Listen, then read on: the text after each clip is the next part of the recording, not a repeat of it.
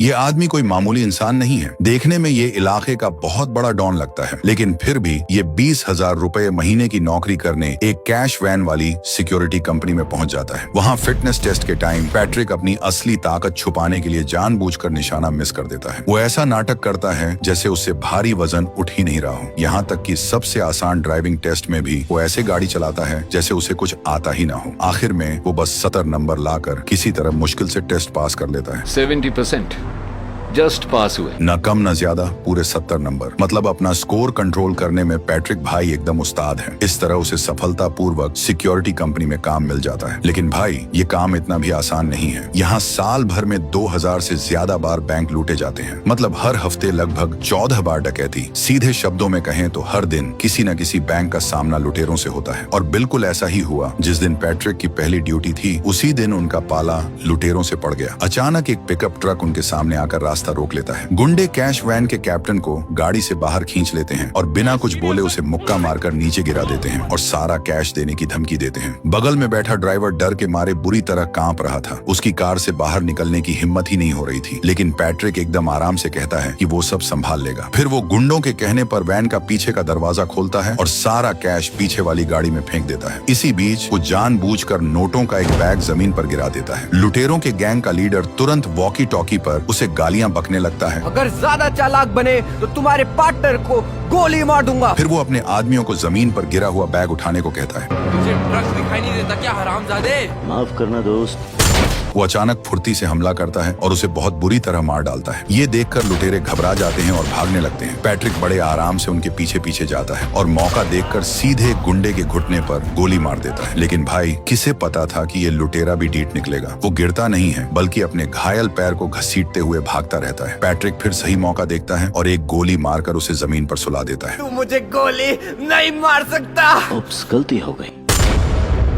पीछे से आ रहे उसके साथियों ने ये सब देख लिया था। दोनों पैट्रिक की गजब की निशानेबाजी देखकर इतने हैरान थे कि उनके मुंह खुले के खुले रह गए। लेकिन पैट्रिक ने उनको कोई भाव नहीं दिया और बाहर जाकर एक एक करके लुटेरों के नकाब हटाने लगा। वो ऐसा इसलिए कर रहा था ताकि अपने बेटे को मारने वाले हत्यारे को ढूंढ सके। 5 महीने पहले पैट्रिक और उसका बेटा कार से सुपरमार्केट जा रहे थे। रास्ते में बेटे का मन सड़क किनारे मिलने वाला पैनकेक खाने का हुआ। पैट्रिक ने गाड़ी साइड में लगाई और बेटे के लिए पैनकेक लेने उतर गया। लेकिन जब वो अपना ऑर्डर बनने का वेट कर रहा था, दूसरी तरफ उसके बेटे के साथ बड़ा कांड हो गया। पैट्रिक ने देखा कि कुछ लोगों ने सड़क रिपेयर करने के बहाने एक कैश वैन को रोक लिया है। फिर एक जेसीबी से वैन के पिछले पहिए उठा दिए, कट्टर मशीन से दरवाजे काट दिए और अंदर एक स्टन ग्रेनेड फेंक दिया। इसके बाद लुटेरों ने बंदूक के दम पर सबको कार से नीचे उतारा और सारा कैश ट्रांसफर कर लिया। लेकिन जब लूट लगभग खत्म होने वाली थी, लुटेरों ने देखा कि पैट्रिक का बेटा ये सब अपनी आंखों से देख रहा है। उन्होंने तुरंत उस पर बंदूक तान दी और जल्दी से कार से नीचे उतरने को कहा। बेचारा बच्चा इतना डर गया कि उसने जल्दी से अपने पापा को फोन लगाया, लेकिन पापा का फोन बिजी था। लुटेरे को बंदूक ताने देखकर उसने कोई चालाकी नहीं की और चुपचाप कार से उतरकर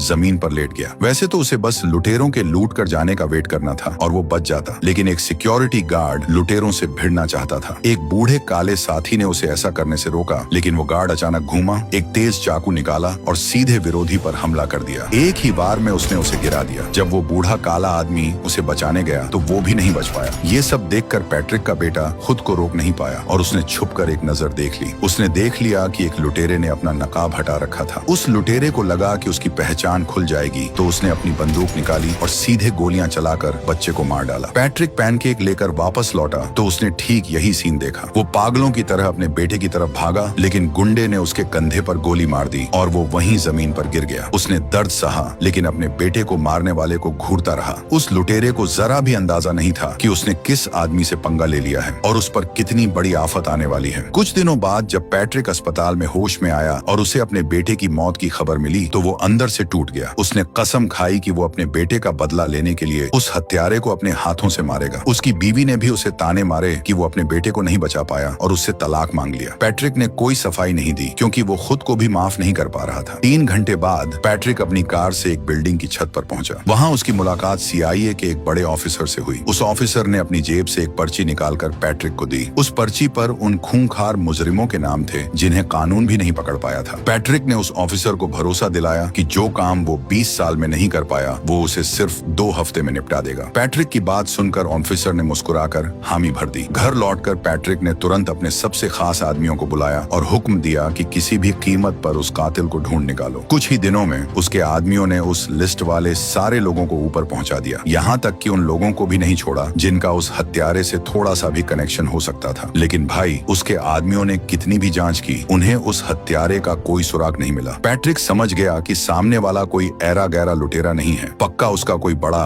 बैकग्राउंड है। हफ्तों तक लगातार लोगों को मारने और पूछताछ करने की वजह से उसका आदमी लाओबाई इतना थक गया था कि उसकी दाढ़ी सफेद हो गई। ऐसे ही बिना मतलब हाथ पैर मारने से बचने के लिए एक औरत ने पैट्रिक को अपना प्लान बदलने को कहा। सोचने वाली बात थी कि वो लोग कैश वैन लूटकर बिना कोई सुराग छोड़े गायब कैसे हो गए। पक्का कंपनी के अंदर उनका कोई अपना आदमी मिला हुआ था। इसीलिए पैट्रिक ने अपनी पहचान बदली और एक सिक्योरिटी गार्ड की नौकरी करने कैश कंपनी में आ गया। और टेस्ट में उसने अपना स्कोर इसलिए कम रखा था ताकि किसी को उस पर शक न हो। नौकरी मिलने के बाद जब किसी का ध्यान नहीं था, उसने चुपके से अपने मोबाइल से अपने साथ काम करने वालों के आईडी कार्ड की फोटो खींच ली। एक रात पैट्रिक सीधे अपनी साथ काम करने वाली डाना के घर पहुंच गया, क्योंकि जांच में उसे पता चला था कि डाना के अकाउंट में कहीं से मोटा पैसा आया है। उसे पूरा शक था कि ये पैसा अंदर की खबर देने के बदले मिला है, इसलिए उसने डाना से सच उगलवाने का फैसला किया। पहले तो डाना को लगा कि पैट्रिक ऐसे ही मिलने आया है, लेकिन उसने सपने में भी नहीं सोचा था कि पैट्रिक सीधे बंदूक निकाल लेगा।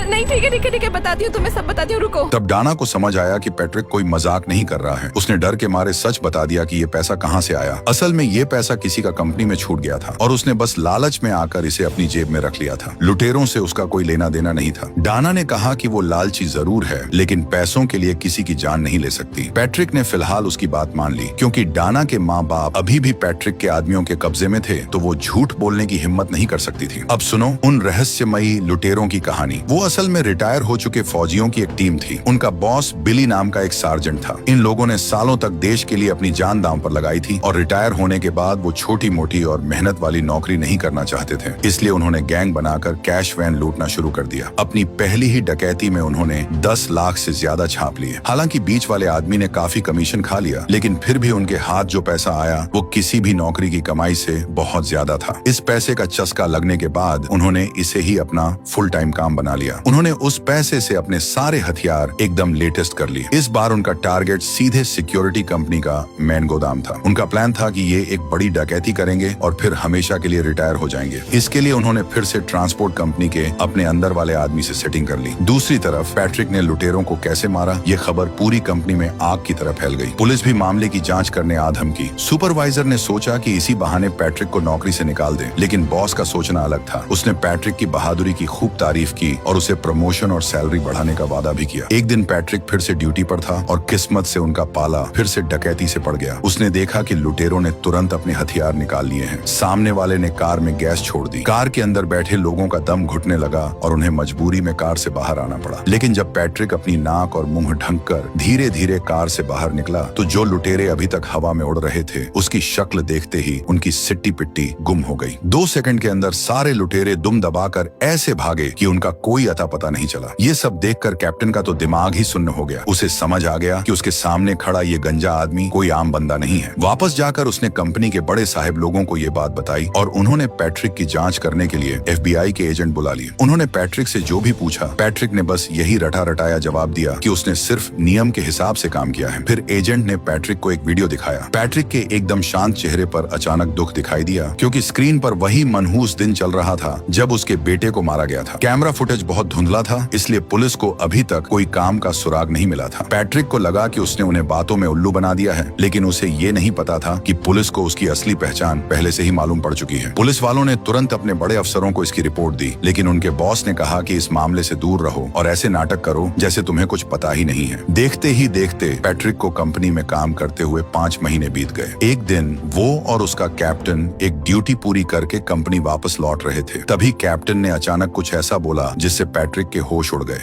मेरे दोस्त, मैंने कैश ट्रक लूटने में उनकी मदद की है। जो गार्ड्स मारे गए वो जरूरी था।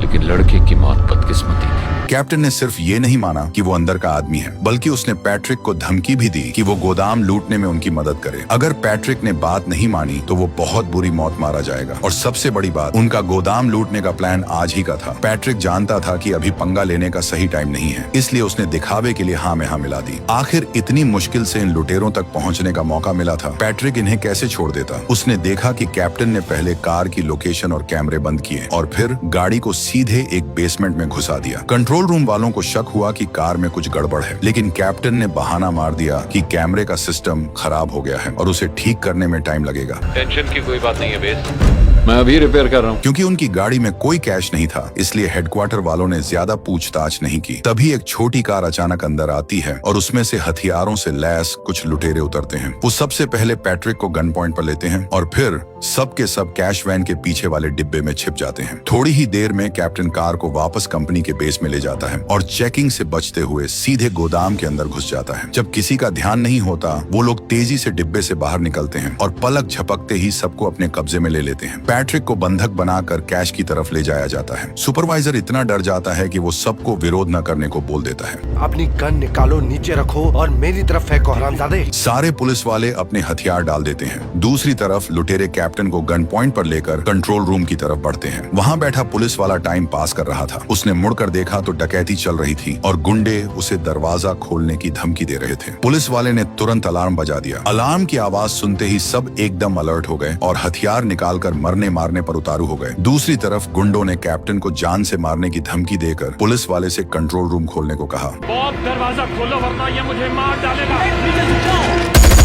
उन्होंने काफी देर तक गोलियां चलाईं, लेकिन लुटेरों का बाल भी बांका नहीं हुआ, क्योंकि उन्होंने पहले से ही मोटी बुलेट प्रूफ जैकेट पहन रखी थी। एक आदमी ने दरवाजा खोला और अचानक बड़ा धमाका हुआ। अपने खतरनाक हथियारों के दम पर लुटेरों ने कुछ ही मिनटों में सारे पुलिस वालों को मार डाला। अब पूरा गोदाम उनके कब्जे में था। उन्होंने सीधे जाकर मेन गेट का बटन दबाया और बाहर खड़े अपने सार्जेंट को भी अंदर बुला लिया। फिर वो अपने प्लान के हिसाब से नोटों के बंडल बांधने लगे। नोटों की गड्डियों को बैग में ठूंसा जा रहा था और बाहर खड़े लोग उन्हें कार में लाद रहे थे। लेकिन जब उन्हें लगा कि सब एकदम मक्खन की तरह चल रहा है, तभी अचानक एक गार्ड ने उन पर हमला कर दिया। उसकी चलाई 2 गोलियों ने सफलतापूर्वक लुटेरों का ध्यान भटका दिया और यही मौका था जिसका पैट्रिक बेसब्री से इंतजार कर रहा था। पैट्रिक बिजली की तेजी से घूमा, एक लुटेरे को गिराकर लात मारी और उसकी गर्दन तब तक दबाए रखी जब तक वो शांत नहीं हो गया। इसके बाद पैट्रिक ने एक एक करके उनके नकाब हटाकर चेक करना शुरू किया। जब उसने देखा कि ये वो आदमी नहीं है जिसे वो ढूंढ रहा है, तो वो जल्दी से अपने साथियों की रस्सियां खोलने गया और उन्हें कहीं छुपने को कहा। दूर खड़े हथियारों से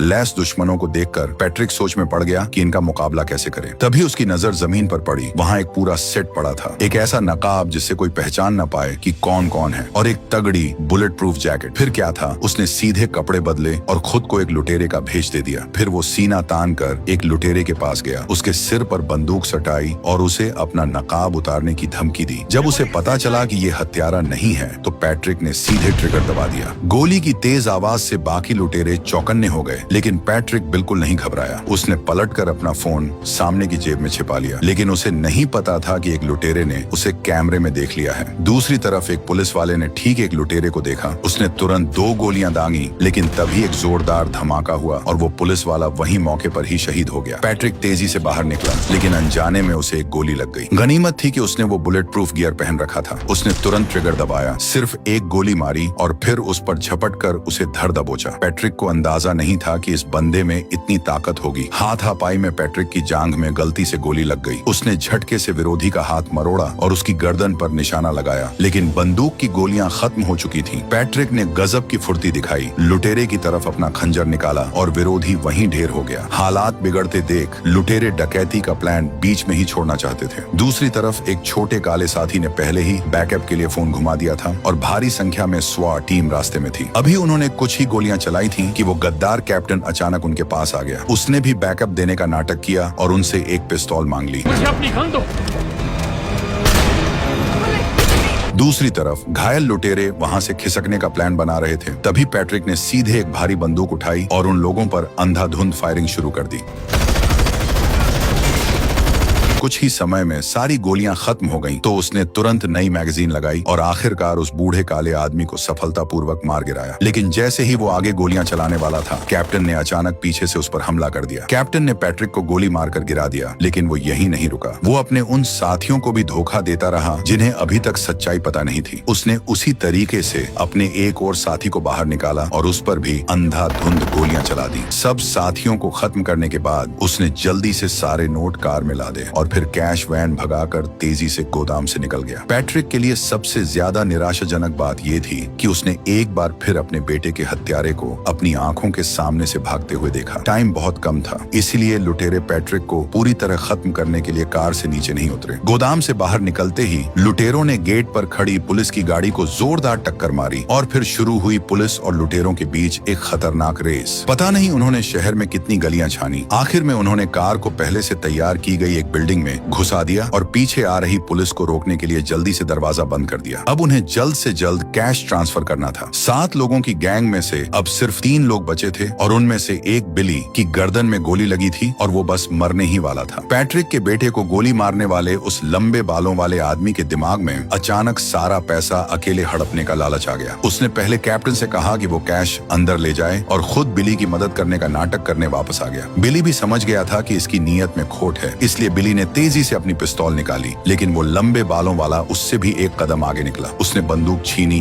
दूर फेंकी, अपना खंजर निकाला और एक ही झटके में अपने ही बॉस का काम तमाम कर दिया। इसके बाद वो एकदम शांत होकर कैप्टन के पास गया और बोला कि ज्यादा खून बहने से बिली मर गया है। कैप्टन को सुनकर थोड़ी हैरानी तो हुई, लेकिन उसने ज्यादा शक नहीं किया। आखिर एक आदमी कम होने का मतलब था कि अब उसे और ज्यादा पैसा मिलेगा। इसके बाद दोनों ने सारा पैसा एक बाइक पर लादा और गोदाम की एक खुफिया सुरंग से होते हुए सेफ जोन में आ गए। वहां उन्होंने सारा कैश पहले से तैयार एक छोटी कार में भर दिया। लेकिन जैसे ही वो लंबे बालों वाला दरवाजा खोलने के लिए आगे बढ़ा, कैप्टन ने मौका देखकर अपनी जेब से पिस्तौल निकाल ली। लेकिन नतीजा क्या हुआ? जैसे ही कैप्टन मुड़ा, लंबे बालों वाला फिर उससे एक कदम आगे निकला और बिना पलक झपकाए ट्रिगर दबा दिया। अब ये पूरे 16 करोड़ रुपए सिर्फ उसके अकेले के हो गए थे। बस ये नहीं पता था कि वो इस हराम की कमाई का मजा कितने दिन ले पाएगा। घर लौटकर लंबे बालों वाले ने सबसे पहले जश्न मनाने के लिए अपने लिए एक 82 की महंगी शराब का पैक डाला और फिर सोचने लगा कि इतने सारे पैसे वो कैसे खर्च करेगा। अचानक उसे फोन बजने की आवाज आई। उसने इधर उधर देखा तो पता चला कि सामने वाले बैग में एक फोन रखा हुआ था। वो फोन चेक ही कर रहा था कि अचानक पीछे से एक आवाज आई, तुम फोन नहीं उठाओगे? जब उसने हिम्मत जुटाकर खुद को नॉर्मल किया और पीछे मुड़कर देखा तो वो हैरान रह गया। पता नहीं कब से एक आदमी उसके पीछे बैठा हुआ था। उसे लगा कि पैट्रिक पैसों के लिए आया है, इसलिए उसने उस करोड़ों की रकम को आधा आधा बांटने का ऑफर दिया। लेकिन पैट्रिक को पैसों से कोई मतलब नहीं था। उसने उस लंबे बालों वाले पर एक फाइल फेंकी और उसे खोलने का इशारा किया। इस फाइल में पैट्रिक के बेटे की पोस्टमार्टम रिपोर्ट थी। जब उस लंबे बालों वाले ने फाइल के अंदर की तस्वीरें देखी, तब जाकर उसे समझ आया कि अब उसका खेल पूरी तरह खत्म हो चुका है। आखिर क्या चाहिए तुम्हें? इतने लंबे इंतजार के बाद आखिरकार उसने अपने ही हाथों से अपने बेटे का बदला ले ही लिया। लेकिन बदला पूरा होने के बाद भी क्या, उसका बेटा अब कभी वापस नहीं आ सकता था और पैट्रिक खुद हमेशा के लिए उस मनहूस दिन की यादों में कैद हो गया था जिस दिन उसने अपना सब कुछ खो दिया था। इसी के साथ ये फिल्म यहीं खत्म होती है।